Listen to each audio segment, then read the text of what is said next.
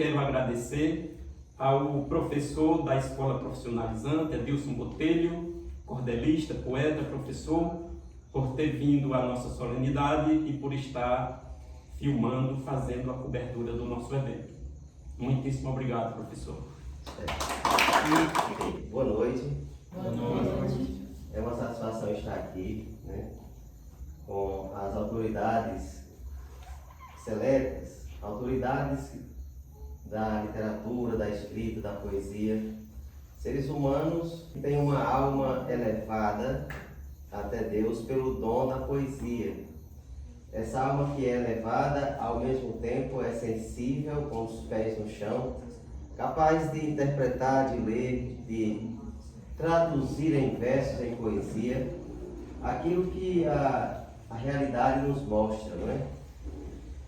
E o poeta é alguém que está perto de Deus. Né? Tem até um mote que diz assim: todo poeta é um profeta cumprindo sua missão. Um mote que foi dado para um encontro, né, inclusive das séries Comunidade Eclesial de Base da Igreja. E aí os poetas se reuniram e fizeram lá suas poesias. Na verdade, eu admiro bastante quem consegue memorizar as poesias, assim, porque eu ainda não consegui memorizar minhas poesias, né? Eu só tenho uma poesia que eu decorei, que eu memorizei, é assim, não é nem minha. É assim: saudade é igual parafuso que quando na rosca cai, só entra se for torcendo, porque batendo não vai. E se enferrujar dentro, nem torcendo ele sai. Né? A poesia tem esse dom de uma leveza assim, na comunicação que nos torna seres privilegiados, né? Justamente dessa sensibilidade, como eu falava. Os gregos e as culturas mais antigas, seja os judeus, né? Os povos antigos que estão imortalizados em livros, em textos, em fragmentos que compõem hoje a Bíblia, não é? A gente sabe que a Bíblia não foi feita para ser aquele livro que é hoje. Ela foi composta em várias culturas, por várias civilizações, mas chegou um momento que teve-se essa necessidade de compor uma obra única, composta por vários escritos e fragmentos de povos, e que nós conhecemos como a Bíblia.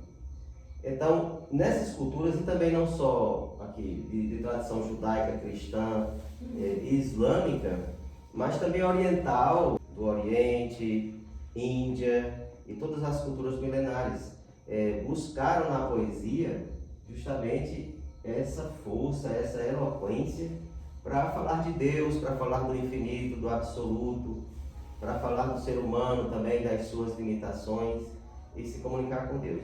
Na Grécia, eles eram as autoridades, os poetas eram autoridades como que fossem assim anjos, né? Para comunicar uma linguagem divina às pessoas. Então tinham vários nomes, um deles é rapsodos, né? Os rapsodos eram autoridades que comunicavam, faziam chegar até o povo a vontade, o desejo, os desígnios dos deuses, né? do Monte Olimpo e assim por diante. Na Bíblia mesmo nós temos várias poesias, poemas que eram cantados, salmos, né? E assim por diante. Portanto, gente, poetas de almas lindas, sensíveis, humanas e até assim, divina, que tem essa compreensão do ser humano de forma completa, holística, de respeitar o ser feminino, o ser criança, o ser idoso, de respeitar sobretudo o ser natureza, meio ambiente, né? Que a gente tem hoje uma compreensão de que o meio ambiente não é mais esse ser inesgotável, que a gente pode explorar e explorar e explorar, cavar, depredar e aí meter fogo e assim por diante, porque a natureza faz parte da nossa vida humana. Nós somos natureza, nós somos ecologia, eu diria assim. Nós somos, porque a ecologia não é verde, a ecologia também é humana. Nós somos de uma ecologia comum, né, que se diria que é oikos, quer dizer em grego casa, logia, a lógica, é o estudo da casa, a compreensão da casa comum, como os grandes filósofos falam. Então eu só agradeço. Eu também tenho essa missão de educar, ser professor, né? Que não é fácil. Mas eu recebi essa missão e cumpro com zelo, procuro fazer com vocação. Vocação é chamada, então se você não cultivar, ela morre, ela não segue adiante. Então a gente continua cultivando essa missão de educar, cultivando e cativando, né? E lá eu posso dizer a vocês, aqui, a esta sociedade linda, presente, viva, atuante, né? Dos poetas aqui de Araripe, dizer que eu também sou entusiasta, eu sou motivador, eu estimulo, eu diria como Sócrates, né? Sou aquele parteiro que faz meus alunos que estão grávidos de poesia, eu faço eles parir essas ideias poéticas que brotam do coração, mais que um raciocínio lógico, racional, né? Portanto, eu nas minhas salas de aula, nosso amigo Matheus sabe disso, a gente tem um trabalho espontâneo, interdisciplinar ou transversal, mas que a gente sempre procura colocar no currículo escolar, no seu dia a dia, a leveza, a grandeza da poesia, tá? Para os espíritas, eu tenho admiração aos espíritas, a comunidade espírita. Eu não sou espírita, mas sou espiritualista. Todos os cristãos, todo ser humano é espiritualista de alguma forma. E eles entendem que as pessoas que fazem aquelas escritas, como é que... Psicográfico. Na verdade, todos nós somos psicógrafos. Estamos psicografando alguma coisa. Porque há uma poesia que brota assim, não é do nada, entendeu? É de um ser superior do qual nós tivemos a sensibilidade de ouvir, de escutar. E que a sensibilidade do poeta, a alma do poeta é uma alma inquieta, angustiada, é uma alma sofrida de alguma forma com uma realidade tão cruel, desumana em que a gente vive. Portanto, o poeta é aquela pessoa incomodada, que se mexe, que vai, que toma atitude e que se compromete com algo que faz parte da formação, da civilização de uma sociedade. Fora da cultura, da arte, da literatura, do cordel, seja cordel ou qualquer literatura, não existe, portanto, uma sociedade civilizada, né? Fora desse ambiente. Hoje, a sociedade pós-moderna ou moderna, se não houver alguém com essa força e até com espiritualidade forte, que eu diria que ele também tem as suas angústias, tem seus sofrimentos, né, poéticos, que ele transfere isso para o livro. Então, se não houver pessoas assim, realmente a sociedade seria muito mais sofrida e não teria momentos tão lindos como esse, do encontro, da partilha, a partilha do pão da poesia, da alegria do poeta que traz consigo, né? Então, parabéns. Em toda a cidade, se tiver um Hélio, esta cidade está feliz, está mais forte, fortalecida. Assim também eu falo com Dona Rosário, lá do Juazeiro. Dona Rosário Lustosa, ela é uma senhora, hoje aposentada, mas que ela não abandona o barco, jamais. E ela sempre está aí, assumindo também essa liderança, sempre que pode, que é convocada, convidado. Então, quando a batata está quente, ela segura e esfria e não deixa a peteca cair, como diz, né? Então é isso, gente. Parabéns. Eu já ouvi até a Sociedade dos Poetas, já participou completamente. Dona Rosário é uma figura. Então, só para concluir, eu digo que lá na escola nós somos motivadores, estimuladores e poetas. Se vocês tiverem dúvida, assim, como é que está a poesia, ela está brotando nos corações das novas gerações? Está assim. Na EP Walter Nunes de Alencar, lá temos vários poetas. Que eu faço questão de orientá-los até em atividade. Aí diz assim, vai ganhar um ponto, professor? Ganha. ganha um ponto, ganha nota, ganha o que você quiser, faça uma poesia. Eles fazem com brilho. E aí a gente procura muito ele na métrica, a rima, a coerência, tá? E tudo isso. Então lá seria um berço também, uma fonte, uma incubadora de poetas que mais tarde virão para cá, se Deus quiser. E aí a gente poderia fazer até uma ponte assim com a escola. Sociedade e escola, tá? Sociedade e escola, justamente para eles saberem o que acontece quando a gente se torna poeta, escritor, artista, compositor. Quais as consequências disso? O que vai alimentar eles no seu dia a dia? Então, essa comunidade aqui, justamente ela existe para acolher pessoas que estão nascendo, surgindo, brotando com esses dons, talentos. E aí a gente pode fazer assim essa ponte ali aí pertinho, seja lá ou seja aqui, enfim. Nossos alunos, eles moram às vezes em sítios distantes, alguns na sede, mas a gente pode articular uma forma para que eles possam, de repente, quem sabe, um momento oportuno, vir a ser também convidados a participar oficialmente desta sociedade, tá? Tão lindo.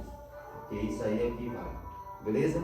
Então, ser educador é isso, é ter essa sensibilidade de trabalhar, como diria Paulo Freire, com aquilo que nos identifica, que é a poesia, é a literatura, é a xilogravura, também trabalho com xilogravura, então casado justamente com o cordel, estou vendo ali embaixo, cordel com xilogravura, e isso é um casamento, então estava falando de casamento, o casamento da xilogravura com o cordel já tem mais de 100 anos, né? 115 por aí assim, anos.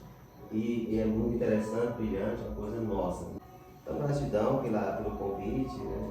Manuel, Antônio, Hélio, todos aqui presentes. Estamos juntos, vamos somar.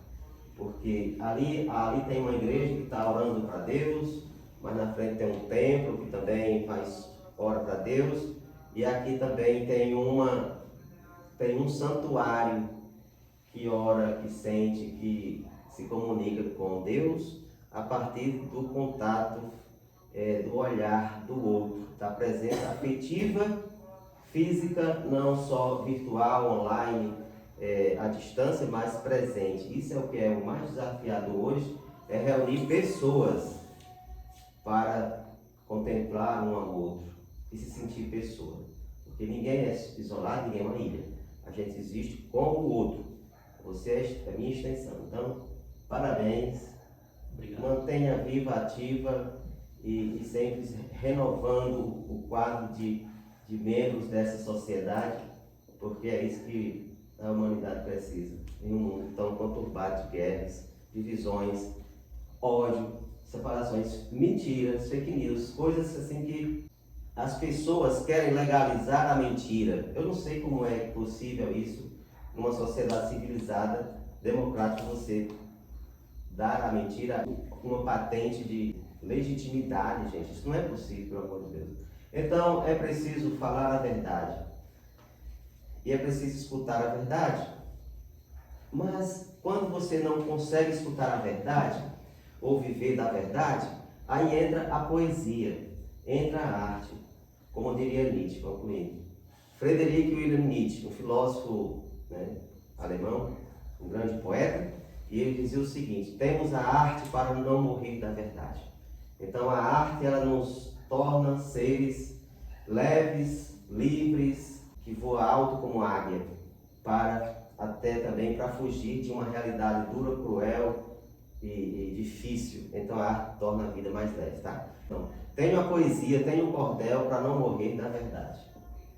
Beleza. Namastê. Obrigado. É aberto para qualquer um falar? Sim. Deixa eu.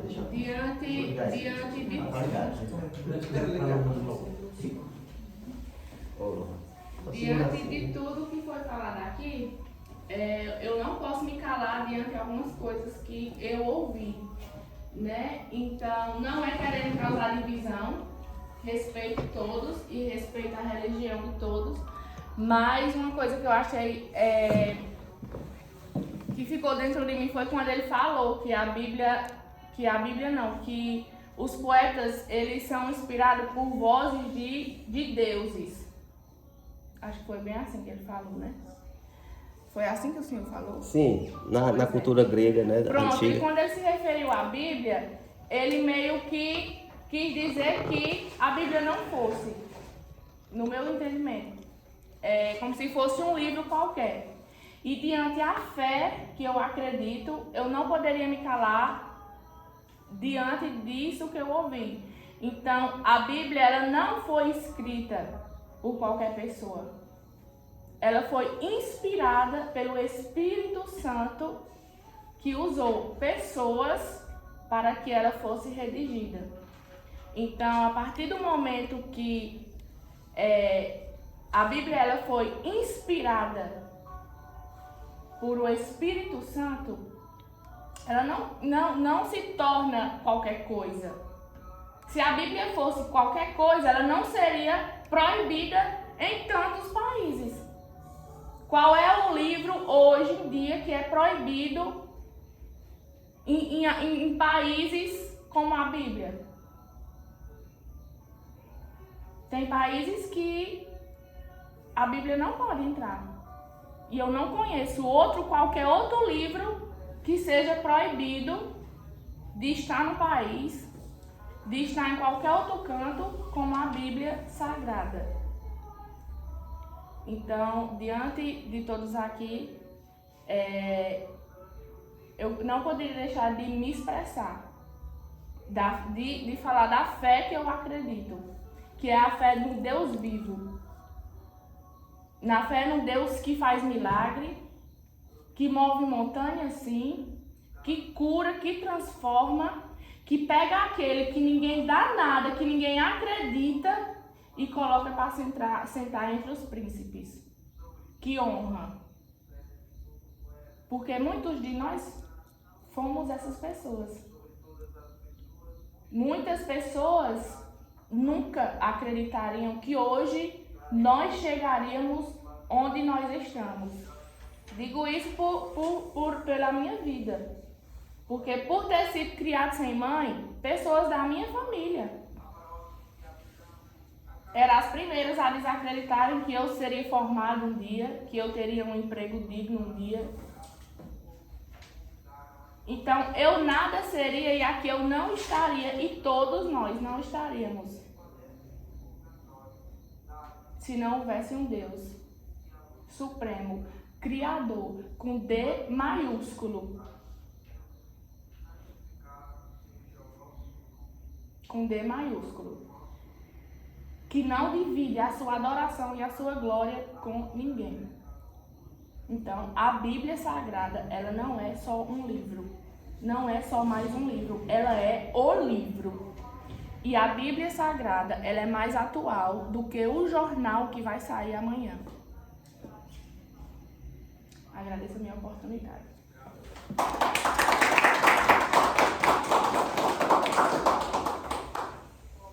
Isso. Mas você está com uma palavra, viu? Pronto.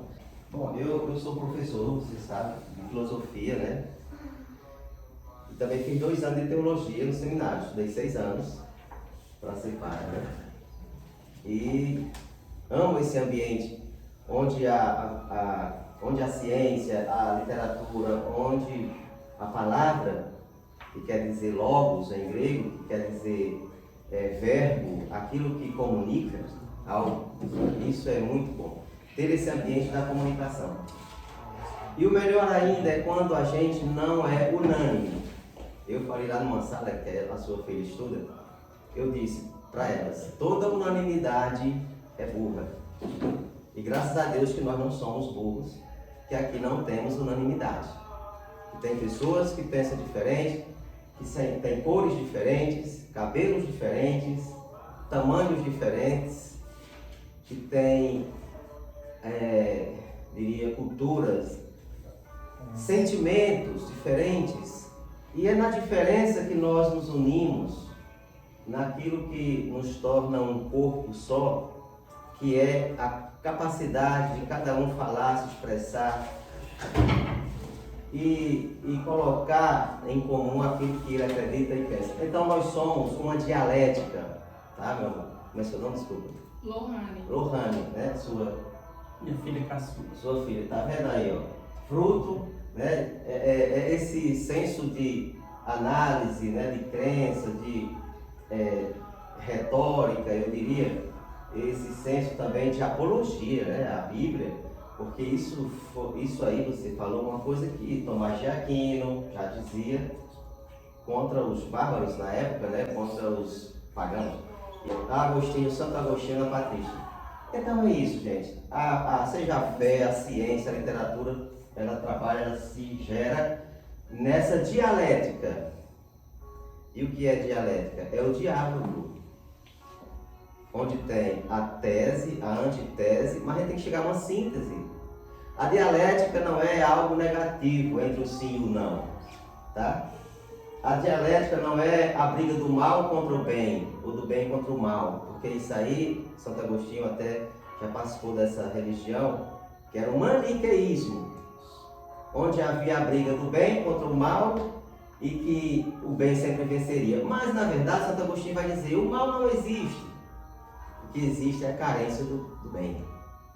O que existe é a carência do bem, porque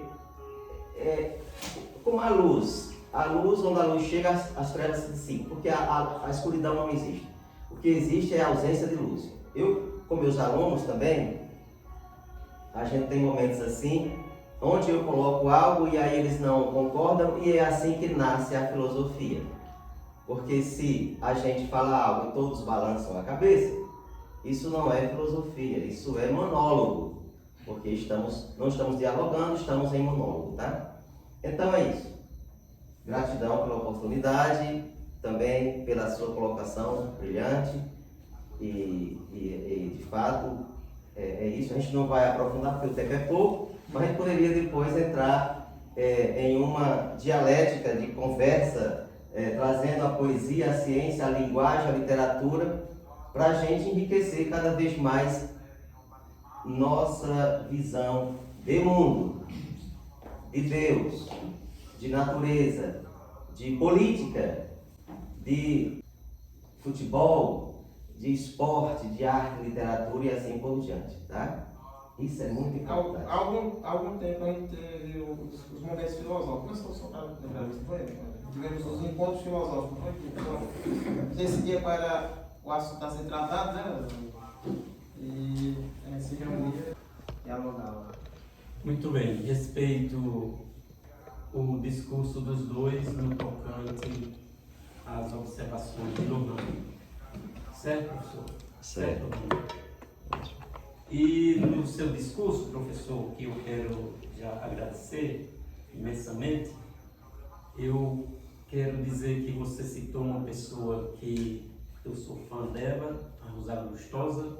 Ela já tem seu registro aqui, já veio na nossa Sociedade dos Poetas, já fez palestra aqui sobre cordel e eu a admiro muito.